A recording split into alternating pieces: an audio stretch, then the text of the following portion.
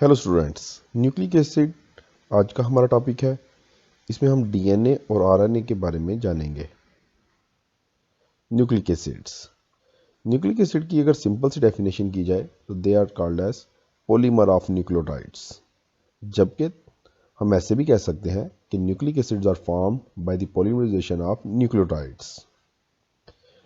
इसके बाद हम देखते हैं इसकी डिस्कवरी के बारे में। न्यूक्लिक एसिड को 1869 के अंदर फ्रेडरिक मिस्चर ने डिस्कवर किया था from the nuclei of pus cell. क्योंकि ये डिस्कवर हुए थे पस सेल से और पस के भी न्यूक्लियस से, तो इस वजह से इनको न्यूक्लिक कहा गया। जबकि इनकी केमिकल नेचर जो थी वो एसिडिक थी, तो इसी वजह से इनको टोटली हम क्या कहते हैं, nucleic acids, due to isolation from nuclei of the pus and acidic nature. अगर इसकी टाइप्स देखी जाए तो there are two types, DNA and RNA. DNA deoxyribonucleotide, जबकि आरएनए राइबोन्यूक्लियोटाइड्स। उसके बाद हम इसकी डिटेल में अगर जाएं तो इसमें देखते हैं कि डीएनए के अंदर 4 नाइट्रोजन बेसिस पाई जाती हैं, जो कि है एडानिन, गावानिन, साइटोसिन एंड थायामीन। जबकि आरएनए के अंदर एडानिन, गावानिन, साइटोसिन और थायामीन नहीं होती, बल्कि थायामीन की जगह है यूरासिल। डीएनए सिर्फ न्यूक्लियस के अंदर पाया जाता है, जबकि आरएनए साइटोप्लाज्म में भी और न्यूक्लियस दोनों जगह पे पाए जाते हैं। यूकैरियोटिक सेल में डीएनए की कोई टाइप नहीं है, जबकि आरएनए की 3 टाइप्स हैं मेनली, जो कि मैसेंजर आरएनए, ट्रांसफर आरएनए और राइबोसोमल आरएनए है। तो इसी तरीके से जब हम लोकेशन की बात कर रहे थे, जैसे हमने कहा कि जी डीएनए न्यूक्लियस के अंदर पाया जाता है, तो न्यूक्लियस में वो क्रोमोसोम के अंदर पाया जाता है। इसी तरीके से इसकी लेसर अमाउंट जो है वो माइटोकॉन्ड्रिया और क्लोरोप्लास्ट में भी पाई जाती है। जबकि आरएनए जो है वो न्यूक्लियोलस में राइबोसोम के साथ अटैच और सेल के डिफरेंट पार्ट्स में प्रेजेंट हो सकता है, जहां पे वो प्रोटीन सिंथेसिस का प्रोसेस कर रहा होगा। न्यूक्लियोटाइड्स। हमने अपनी पहली स्लाइड के अंदर न्यूक्लियोटाइड्स का जिक्र किया था, जिसमें हमने कहा था कि nucleic acids are the polymer of nucleotides. तो अब हम देखेंगे कि न्यूक्लियोटाइड बेसिकली है क्या चीज। Nucleotide is made up of 3 सब units. One is pentose sugar, जो कि राइबोज होती है। हम ये मोनोसेक्राइड वाली जो लेक्चर था उसके अंदर डिस्कस भी कर चुके हुए हैं। जबकि इसके साथ एक नाइट्रोजन बेस और थर्ड जो है वो फॉस्फोरिक एसिड प्रेजेंट होगा। स्टूडेंट्स, जो न्यूक्लियोटाइड्स हैं उनकी भी 2 टाइप्स हैं। एक है पैरामिडीन्स और second one is purine. Pyrimidines are single ring, जबकि purines are double ring. Pyrimidines की भी आगे से कैटेगरीज है। पैरामिडीन कंटेन्स साइटोसिन, थायामीन और यूरासिल, जबकि प्यूरिन्स में एडानिन और गावानिन आ जाते हैं।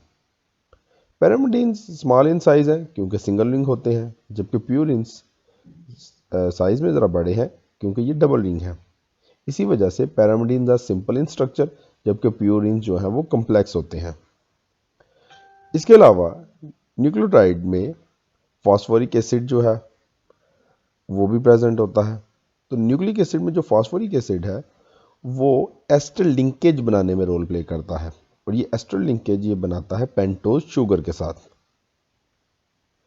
इसी तरीके से अगर देखा जाए तो हम अगर स्ट्रक्चर को देखें एक न्यूक्लियोटाइड के, तो हम ये देखते हैं कि न्यूक्लियोटाइड जो है उसमें नाइट्रोजन बेस जो है वो पेंटोज शुगर के कार्बन नंबर 1 के साथ अटैच है, जबकि फॉस्फोरिक एसिड जो होता है वो पेंटोज शुगर के कार्बन नंबर 5 के साथ अटैच होती है। ये चीज़ हम इस स्ट्रक्चर में भी देखते हैं। एक टिपिकल न्यूक्लियोटाइड हमारे पास है जो कि है एडिनोसिन ट्राइफॉस्फेट। अगर आप देखें तो इसके साथ नाइट्रोजन बेस और फॉस्फोरिक एसिड प्रेजेंट है। अब ये दरमियान में जो इसके नज़र आ रहा है आपको, ये एक पेंटोज शुगर है। अब स्टूडेंट, अब एटीपी के बारे में पहले भी सुन चुके हैं। एटीपी जो है वो एनर्जी सेल होता है। तो इसी तरीके से अगर आप इस इक्वेशन के ऊपर गौर करें तो आपको यही नज़र आ रहा होगा कि जो एडिनोसिन ट्राइफॉस्फेट है, जब वो वाटर की मौजूदगी में ब्रेकडाउन होगा तो वो एक फॉस्फेट आयन रिलीज करेगा, और इस ब्रेकडाउन के नतीजे में एनर्जी प्रोड्यूस होगी।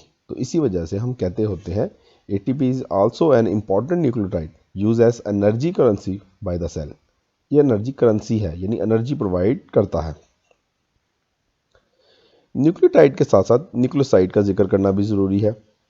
न्यूक्लियोसाइड्स का न्यूक्लियोटाइड से सिर्फ एक जस्ट छोटा सा सिंपलेस्ट सा फर्क है, वो ये है कि nucleotide is made up of 3 components, जबकि nucleoside is made up of 2 components. वो कंपोनेंट्स क्या क्या हैं? Each nucleotide is made up of 5 carbon monosaccharide unit, यानी कि राइबोस, यानी कि पेंटोज शुगर भी, और उसके साथ साथ नाइट्रोजन बेस। यानी अगर आप डायग्राम के अंदर भी देखें तो आप देख रहे होंगे कि न्यूक्लियोसाइड के अंदर फास्फेट ग्रुप प्रेजेंट नहीं है, जबकि न्यूक्लियोटाइड के अंदर फास्फेट ग्रुप जो है वो प्रेजेंट होता है। इसकी एग्जांपल है एडिनोसिन। जैसे न्यूक्लियोटाइड की थी एडेनिन ट्राईफास्फेट या एडेनिन डाईफास्फेट या एडेनिन मोनोफास्फेट, यानी फास्फोरिक ग्रुप जो है वो ज़रूर प्रेजेंट होगा, जबकि यहाँ पे फास्फोरिक ग्रुप प्रेजेंट नहीं है। तो इस वजह से हम कहते हैं एडिनोसिन, यानी कि इसके अंदर हमने मोनोफास्फेट या डाईफास्फेट या ट्राईफास्फेट का जिक्र नहीं करना। स्टूडेंट, ये एक इंट्रोडक्शन जो था वो मुकम्मल हुआ। इसके बारे में कोई क्वेश्चन हो तो कमेंट सेक्शन में ज़रूर मेंशन करें। Thank you. अल्लाह हाफिज़।